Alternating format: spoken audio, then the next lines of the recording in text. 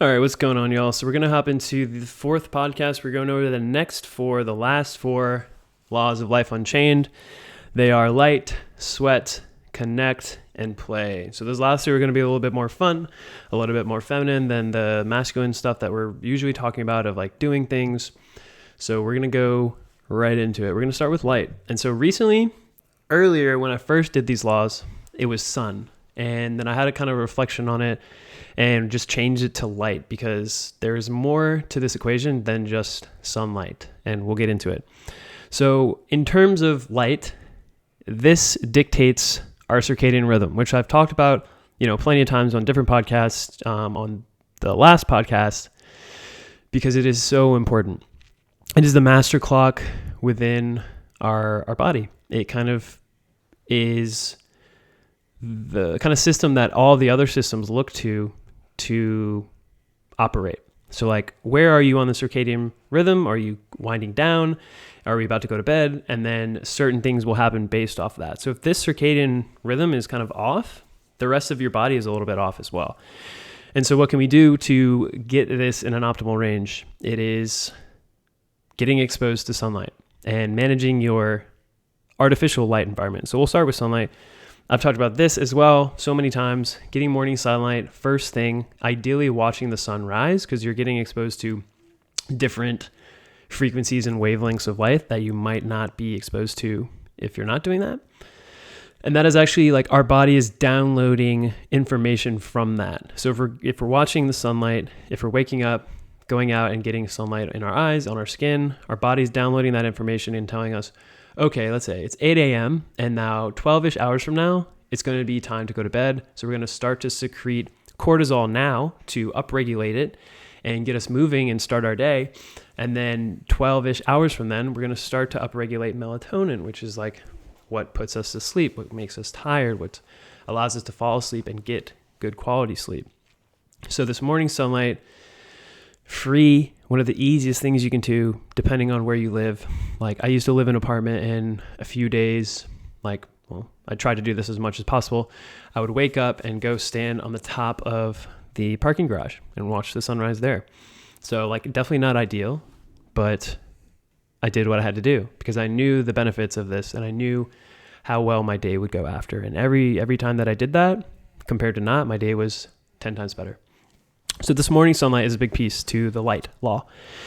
Then you can go further. You can look at just how much light are you getting throughout the day? Are you constantly being bombarded by blue light, which is like screens? And I know it's really hard to get away from, and it's just part of our lives now. Like no matter what you do, you're probably going to be on a screen for the majority of your life, unless you're doing like manual labor, if you're like a plumber or something like that. And even then, the back end, the systems, making sure all the things are working properly, is going to be, you're probably going to be on a screen for some like accounting stuff or similar. So there's no matter what you're doing, you're going to be on screens. So it's about how do you mitigate that? How do you not let that be your whole life? And it's, really simple. It's just getting outside more. So ideally it's morning sunlight, midday sunlight, and then evening sunlight. So you're watching the sunrise, the sunset, and you're getting it kind of peak time. And when it's at the peak is when you'll be able to assimilate vitamin D the best. A good way to check this is look at your shadow, and if it is shorter than your actual body, then that is a good time to stimulate vitamin D production because it's fairly high in the sky, so the angle isn't that drastic, and that is when the UV is highest, and that's when you'll be able to stimulate vitamin D production the best. So that's midday, and then we want to watch sunset to start to trigger the secretion of melatonin. We're just getting our body more and more signals from the light environment that we are where we actually are. And the time is the actual time, and these things that should happen around these times are happening. And then once the sun has set, it's managing your light environment, your blue light environment. Do you constantly have your overheads on under fluorescent lights, exposed to your naked eye? That is going to harm your melatonin production, and you might, be able to get used to it because the human body is extremely resilient and we will be able to fall asleep, but the quality and the restoration of the sleep isn't going to be as good as if you are really managing your light environment. And blue light blocking glasses are really good for this. You want to make sure that they have orange lens, because the clear lens, your eyes are still getting clear light because you can see it, right? They're only blocking like a very small spectrum, because it's mainly for like looking at screens for long periods of time, and that will help with like headaches and stuff like that. But in terms of blocking 99.9, 100% of the blue light, you need to get orange lenses, you need to get red lenses, like high quality stuff that is really going to stop the white blue light from getting into your eyes and therefore harming the melatonin production. So that is that aspect. And then also something that I wanted to bring up is our skin actually has photoreceptors. So even if you have the blue light blockers, if your skin is being exposed to blue light, it still can kind of have some ramifications. And that's just kind of a tidbit. It's hard to get away from, just the modern day that we live in, but there are certain things that you can do to mitigate it. So like getting different light bulbs. So Edison bulbs, when the sun goes down, instead of having these blue fluorescent bulbs that are just super bright, candles, lamps, salt lamps, lamps. I said lamps, but we'll do it again. We'll edit that out. So instead of having these fluorescent bulbs, you can have Edison bulbs, you can have salt lamps, you can have just normal lamps and this is a really interesting thing that I've discovered and that I've learned is, again, like evolutionarily speaking, light was always above us from the sun. So if we simulate that with like a ceiling lamp that is above us, that is going to simulate the sun being out. And evolutionarily, our bodies probably can't tell the difference. They think it's solar noon. So it's going to inhibit the secretion of specific hormones like melatonin that are going to help. So this is where like getting more light on your eye line, lower light, so like lamps on tables, salt lamps, they're not going to be above you. They're going to be eye line or below, which can kind of simulate fire, because that was the only light source that we got after sundown back in the old days. So yeah, light's very important. And then I talked about vitamin D a bit. Vitamin D is very important, especially if we're talking about men's health, if we're talking about testosterone. They're very correlated. And usually if you have low vitamin D status, you're going to have lowered testosterone. And there are many studies when if you have both of those and you support vitamin D, you get your vitamin D up, your testosterone is going to come up as well. So hack right there.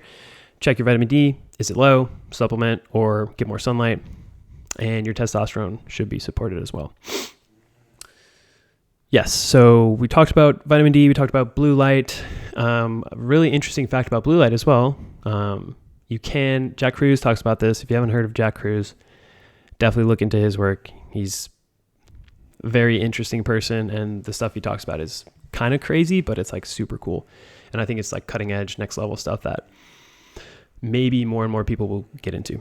But he talks about this blue light toxicity, and he thinks that light is actually more important than diet. And I think they're all important. I don't think I'm qualified to say one is more important than the other, but you definitely want to look at both. So what he talks about is blue light, let's say, you're just like being exposed to blue light. It actually raises your glucose and it raises your insulin, which, if you're familiar with those two things, you want those to be within a good range. So if they're constantly elevated, they're going to create some problems. And insulin is very inflammatory. So if you have high amounts of insulin going through your body, it's not the best. And again, like everyone knows this, blue light is disrupting your circadian rhythm because it's inhibiting melatonin production, because it's kind of similar to sunlight if it were solar noon. So our bodies know what that kind of wavelength and frequency is. So if we're constantly under blue light, we're like constantly being told it's solar noon. Another thing I wanted to mention, and this is why I'm such a fan of sunlight, is because I just think about the scenario, like a day when you stayed inside and you didn't get any sunlight compared to a day when you had a ton of sunlight, you were outside all the time. Now, granted, you're probably doing different things, which will have impact on this, but I think we were designed to kind of be addicted to the sun. because we know how healing it is. We know how good it is and how important it is for our daily function.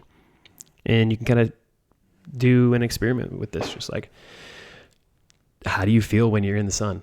Like for me specifically, and a lot of people I talk to, it's like an immediate mood boost. And your day is just always so much better if you have a little bit of exposure to sunlight. So on days like this, it's November 1st when I'm filming this, it is like 65 degrees and not a cloud in the sky. And I'm literally so happy compared to, it's funny, looking at the difference of mood between this day when the weather's great and a couple of days ago when it was rainy. It was like 45 degrees. It was gray. My mood, everything was just a little bit depressed compared to this. Like I'm very elevated. I'm very energetic and I feel happy. I feel fulfilled. I feel really good. And I think part of that is due to the amount of sunlight that I've gotten today. And again, coming back to the evolution perspective, how did we evolve? We evolved outside. We didn't evolve in boxes under fluorescent light, completely disconnected from our roots. And even if you have, let's say, natural light coming in, if you're like in a office with a lot of glass, so the light is coming in, that's better than if you didn't have any windows. That would drive me insane if I had to work in an office without any windows. And I actually did work in an office completely disconnected from other people. No windows in that office, but there were windows that I had to walk to, that I could walk to and see, but still weird environment to live in. And we can kind of touch on that maybe when I get into the story, my story. Yeah, so I think I feel good on light. We'll move on to the next one, which is sweat.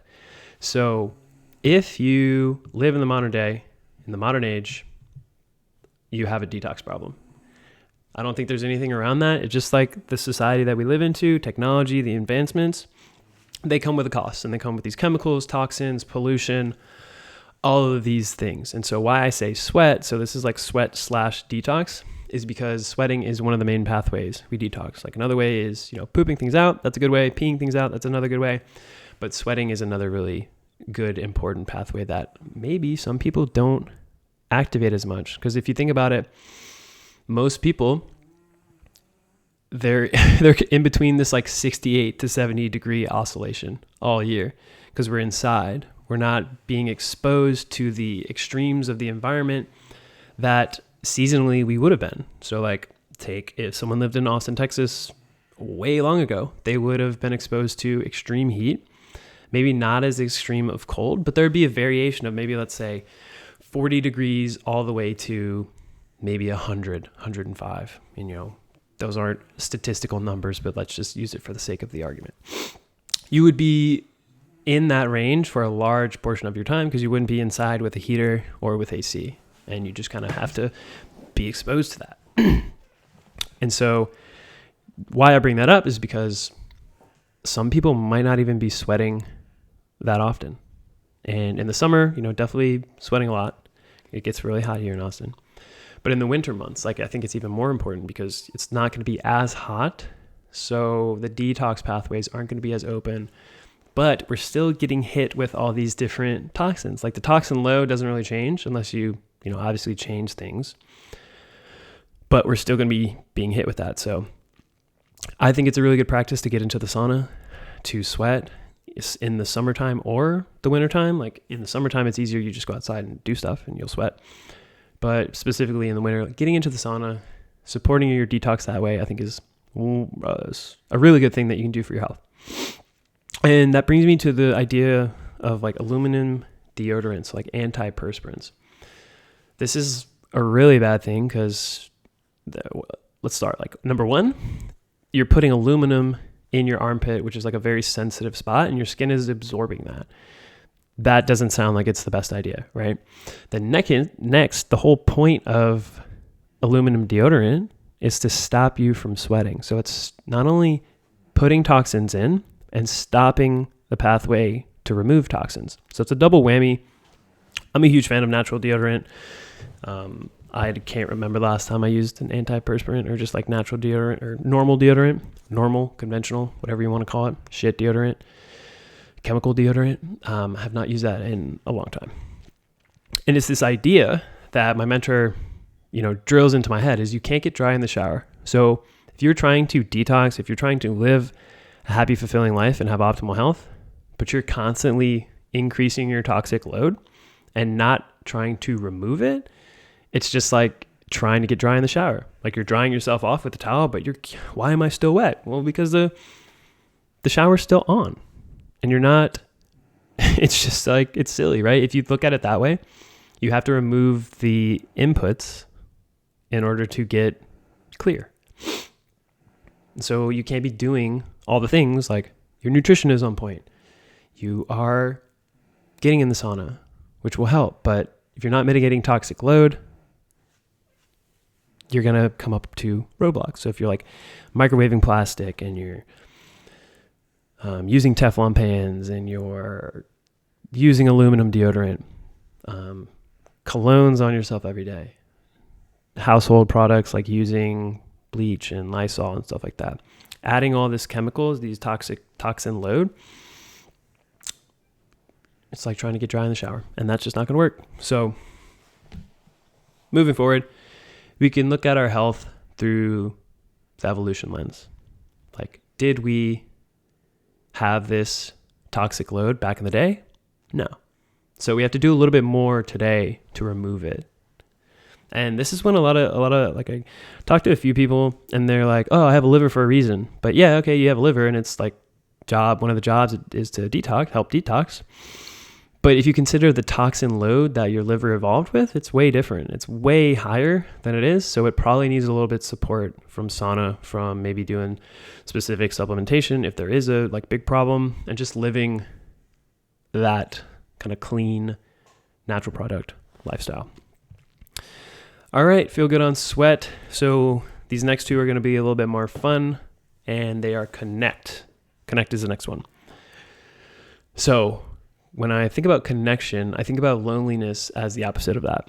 And today, it's at peak epidemic levels. And a study actually recently showed that the biggest determining factors of someone's happiness was their level of community. So if we're constantly isolated, if we don't have a sense of community, that can be a big determining factor. Despite you going to the gym, eating well, there's going to be something missing. And if we're talking about optimal health and all these different pillars, they all need to be filled, and we all need to be doing things every day, every week, to make sure that all of these pillars are filled to the best of our ability, because that is, in my opinion, how you have a good life, is you fill all of these pillars. And that's the idea behind these laws, is if you're maxing out all of these realms of each of these laws, you're living a really good life. And that's why I think this is such a powerful kind of framework to live your life from. Because if you don't, if you do all these laws to the best of your ability, you're going to be feeling really good. Your life's going to be really good. You're going to be moving forward. You're going to be miles ahead of where you recently were. Okay, so yeah, I guess I'll make it a little bit personal. And I alluded to this either on our previous episode or earlier in this episode. It was about it was this episode talking about light and windows. So I had an office and I was completely cut off. I was completely isolated. So I was on one half of the office, or the office in general, and I had an office within the office. I was on the complete other side from my team, and the area that I was at was pretty empty. There were cubicles around me, but they were just storage. There was no one really near me. And so I was just completely isolated in the work environment, doing a job that I didn't like. So just recipe for disaster. And on top of that, so I was living in Baton Rouge. I lived there for 3 years before that, and I did an extra year after I graduated from LSU to work for this company in Baton Rouge. So everyone that I knew graduated and left. There were only a few people that I knew that were still in Baton Rouge. And so going from, still, it's it wasn't good. I was still probably depressed before this happened, but this just amplified it because I was working a job I hated. I was in an office isolated, and then I would go home to my 1-bedroom apartment and watch Netflix and not really talk to anyone. There would be days where I literally did not have a conversation with anyone. And that is wild to me now because every day I'm connecting with people and talking.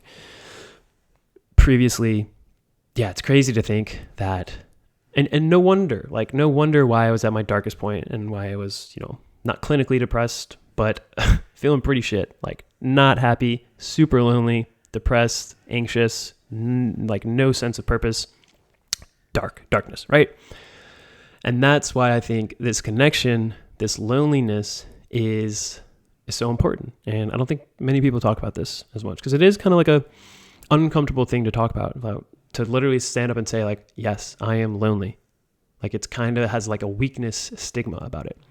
But at the same time, so many people, so many men specifically are dealing with this. And so I think it's part of like today's society as well.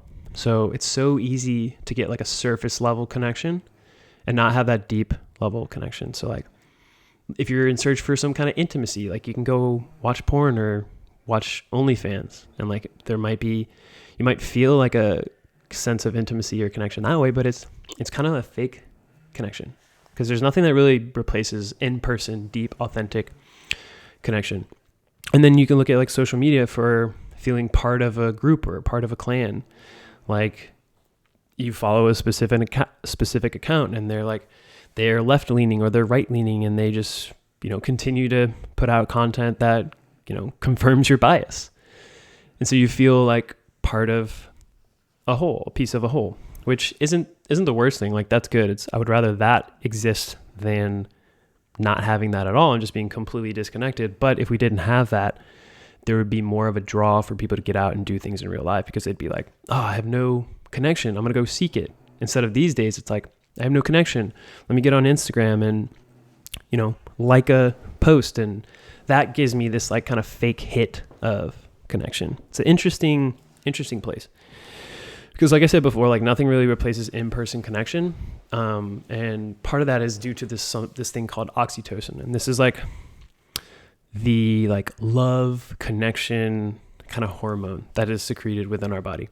And this is the difference between like if you're just masturbating to porn or if you're actually having sex, is that oxytocin, like dopamine is going crazy, but when you're just masturbating, there's not the temper of oxytocin to kind of make it a little bit more of a healthy dopamine rise, and it doesn't just crash completely after. So that, this whole idea of connection, specifically for men, like having brotherhood is extremely important, is because it allows us to hold each other accountable, to challenge each other, to come out of the comfort zone and to grow. And I think that's lacking massively today. This idea of brotherhood, this idea of accountability, of continually challenging people to become better, to not call people out, but to call people forward and step into growth. And so this actually takes a lot of work to, especially these days, to create a sense of community, to make connection, create opportunities to connect. So it's like putting yourself in spaces you can meet people that are interested in like similar things. So it's, going on Meetup and searching a topic. Like if you like bowling, go search up bowling, and then maybe there's like a bowling meetup every week and you can meet people there and stuff like this. So, which seems kind of cheesy, I guess, for some people, but initially it might be cheesy, but then, when you're in there, you found your person, you found your people, and like, who gives a shit about how you found them? All that matters is if you find them. So it's like joining a team too. Again, I'm big on soccer. That's how I get my competition, and that's also how I get a lot of my connection, because the team that I play on are fucking amazing dudes. Like we have a really good bond with each other. It's not just about playing soccer and winning, but we like to have fun. We like to fuck around with each other, and it's really like a brotherhood, and I'm extremely grateful to be a piece of that. And then you can also look into joining men's groups to get support and express yourself without judgment, and find that accountability, find that brotherhood. Maybe you meet a really good friend there. But the idea here is sometimes connection just doesn't come to you as it probably previously did, because we'd just be in situations like, we'd go to school, so we would automatically be spending like 8 hours with these specific people, so we would naturally form connections with them. Today, it's a little bit different. We're in a professional environment. It's a little bit different. Some people might have their friends, so they're not looking for any more friends. So you really have to put in an effort to connect with people and create that community. So that's connect. Very important one. And this next one, I know like a lot of this stuff is fairly serious. Like we're getting into the weeds of nitty gritty, like light, environment, and nutrition and all these things and like things to do. But kind of to temper all that, I want to add this one in here to counterbalance it. And that is play. So like counterbalancing the seriousness of life, of like putting yourself into uncomfortable situations so you can grow. Like that's very masculine and very serious. But at the end of the day, like there's always this idea of balance, of equity, of yes, we do want to grow and be successful and do all these things, but you know, at the same time, let's make it fun. Like let's laugh, let's fuck around, let's play around, let's play soccer, let's play sports, let's dance, let's tell jokes, let's go see comedy. I like to think that the best ab workout is deep belly laughter, and you know, I'll stand by that. So like, you know, at the same time, like we are here for big things, but life is pretty sweet and I think it should be enjoyed. And I know Buddhists say that like, you know, life is suffering, which it can be, but I think you can also choose to not let it consume you. You can choose to change your perspective and be like, yes, there is a lot of suffering around me and all these things, but I know for my mental health, for my physical health, I'm not going to take it too seriously. I'm going to have some moments where I can play. And this is really like connecting back to your inner child and nurturing that part of yourself, because it's still there. You know, as people, we have many different parts, many different versions of ourselves, I guess. And having to like being able to nurture all aspects of that, create a more integrated human being. So it's, you know, laughing, playing, dancing, fucking around, smiling. These things I find are really helpful. And there's not really much else to say about that. You know, do focus on all of these 11 laws of life unchained are extremely helpful and a really good like lens to live your life through. And it's how I do it. And I feel pretty good.